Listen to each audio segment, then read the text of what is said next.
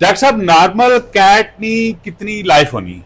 Doctor साहब ये जो फीड है ना, एक तो उसके ऊपर डिपेंड कर रहा होता है और दूसरा ये होता है कि हम उसको खुराक कैसी दे रहे हैं उस पर, और दूसरा ये होता है कि ब्रीड पे भी डिपेंड कर रहा होता है। वो ब्रीड तो अगर अच्छी पे एवरेज देने या खुराक अच्छी पे हाँ देने जी, या फिर उसने उत्ते उस 17 से 18 साल जो होती है 17-18 साल। मैक्सिमम। अच्छा, ते एक टाइम चे ई कितने बच्चे देनी? एक टाइम पे डिपेंड कर रहा होता है, कुछ जो शुरू की प्रेगनेंसियां होती है ना उसके अंदर 1 से 2 बच्चे होते हैं, और बाद में जाके जो लीटर जो होता है ना बढ़ जाता है, उसके अच्छा, अंदर बच्चे ज्यादा होते हैं। साल में कितनी दफा हो सकने? साल में 3-4 दफा हो सकती है प्रेगनेंट। ठीक हो गया।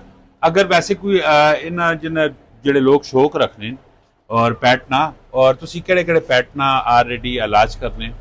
पेट हर किस्म के, डॉग कैट जितने भी बर्ड्स हैं, पैरट्स हो गए, सारा कुछ हम ट्रीटमेंट करते हैं। कोई बंदा रब्ता करना चाहे तो सन कॉन्टैक्ट नंबर की भी? 034467737772।